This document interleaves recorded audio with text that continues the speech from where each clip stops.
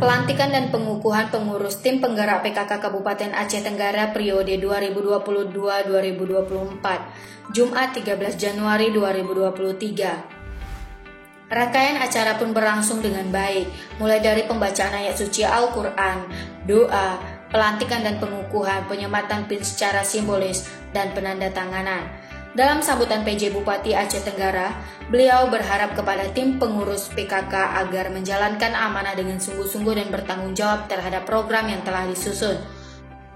Seluruh pengurus tim penggerak PKK Kabupaten Aceh Tenggara, saya percaya bahwa saudara-saudari akan mampu melaksanakan tugas dan kewajiban dengan sebaik-baiknya, disertai penuh rasa tanggung jawab sesuai dengan tugas yang dipercayakan kepada saudara-saudari untuk meningkatkan peran serta PKK dalam mensukseskan pembangunan. Semoga Tuhan Yang Esa memberikan kekuatan dan iman kepada kita semua. Bismillahirrahmanirrahim. Mudah-mudahan kami dengan tim penggerak PKK bisa memajukan PKK Kabupaten Aceh Tenggara.